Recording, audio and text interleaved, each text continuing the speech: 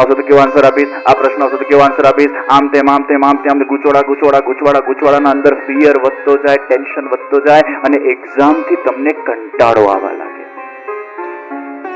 પરીક્ષાનું જીવનના અંદર સ્વાગત કરો. ઉઠતાની સાથે તમારા જાતને કહો, આજે મારા જીવનનો સૌથી આનંદનો દિવસ છે. કેમ? કારણ કે આજે મારી પરીક્ષા છે અને આઈ એમ ટોટલી પ્રિપેર્ડ ફોર ધેટ. જેમ લગ્નમાં જતી વખતે તમે આનંદિત હો છો, બીજી જગ્યાએ જતી વખતે તમે આનંદિત હો છો, તો તમારા પરીક્ષાના અંદર પણ તમારે આનંદથી જવાનું છે, સ્વાગત કરવાનું છે. અને દુનિયાના અંદર છે ને, આ બુદ્ધિમાંથી વિષય કાઢી નાખજો કે આ મને નથી ગમતું, નથી ભાવતું. આ વિષય જ તમારા જીવનમાં તમને દુખી કરે છે. Everything is possible in this world, nothing is impossible by the grace of God. આ દુનિયામાં જે નથી આવડતું ને એને સૌથી પહેલા કરવાનો પ્રયત્ન કરો. પછી જો તમારા અંદર જરા પણ ફિયર નહીં રહે, તમે એકદમ રિલેક્સ રહેશો. ઉત્તાન સાથે સ્વાગત કરો સૌથી પહેલા પરીક્ષાનું. ઉત્તાના સાથે પોતાના જાતને કહો, હવે મારે કોઈ રિવિઝન કરવાનું નથી. જો આ એક્સપેરિમેન્ટ ઘણા બધા યુવાનોએ ફોલો કર્યું છે ને ઘણા બધા યુવાનોમાં કોઈના 50% આવતા હોય, 60% આવતા હોય.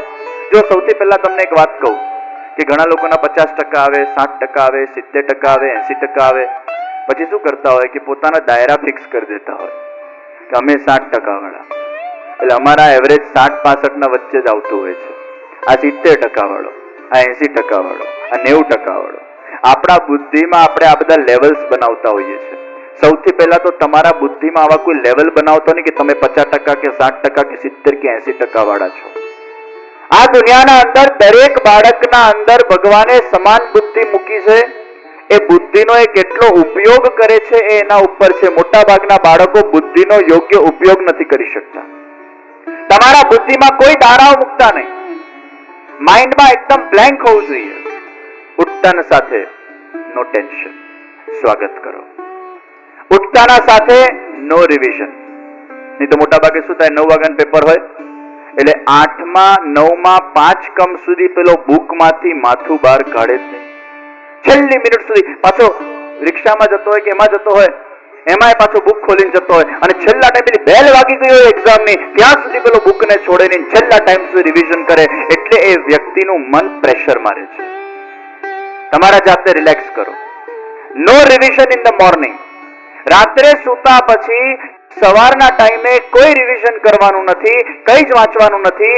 આ આપણી મેન્ટાલિટી છે કે જ્યાં સુધી હું છેલ્લા ટાઈમ સુધી વાંચીશ નહીં ત્યાં સુધી મને યાદ નહીં રહે. આ આપણા બુદ્ધિનો બહુ જ ખોટો સંસ્કાર છે.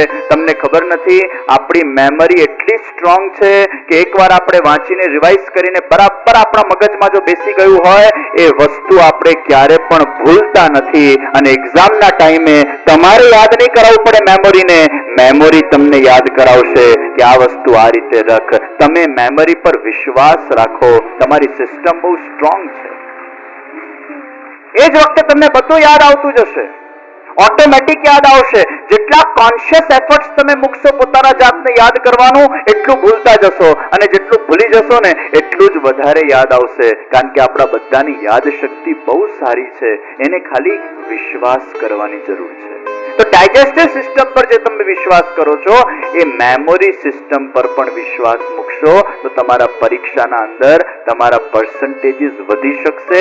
એક્ઝામિનેશન હોલમાં તમારો આત્મવિશ્વાસ વધશે, કોન્ફિડન્સ વધશે, માઇન્ડ સ્ટેબલ રહેશે અને બધી વસ્તુ ઓટોમેટિક યાદ આવશે. સવારે ઉઠીને નો રિવિઝન, આ પહેલો સિદ્ધાંત. પણ પાછા એવું નહીં કરતા કે જો પેપર ખરાબ જાય પછી એવું નહીં વિચારતા રિવિઝન નથી કર્યું એટલે ખરાબ ગયું. છેલ્લા 3 કે 4 કલાકના અંદર કઈ જ ફરક પડતું નથી. છેલ્લા 3 કે 4 કલાકના અંદર કઈ જ એને એ વિષયના અંદર કોઈ પરિવર્તન આવતું નથી.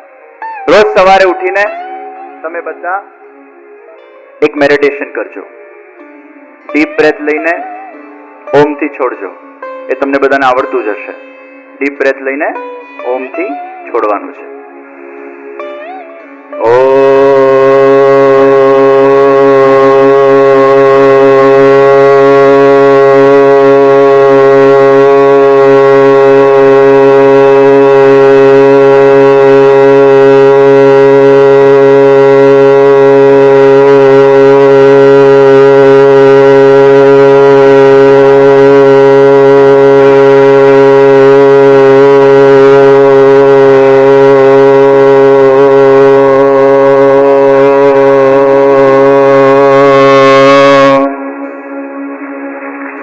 આ રીતે 15, 20, 25, 30 વાર ઓમ કરજો.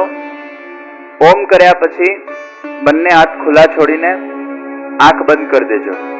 હમણાં નથી કરવાની, જ્યારે ધ્યાન કરો ત્યારની વાત. આંખ બંધ કરીને ભગવાનના મુખારવિંદનું ધ્યાન કરજો. તમને જે ભગવાનમાં આસક્તિ હોય, જે ભગવાનમાં તમને પ્રેમ હોય, એ ભગવાનના મુખારવિંદનું ધ્યાન કરજો.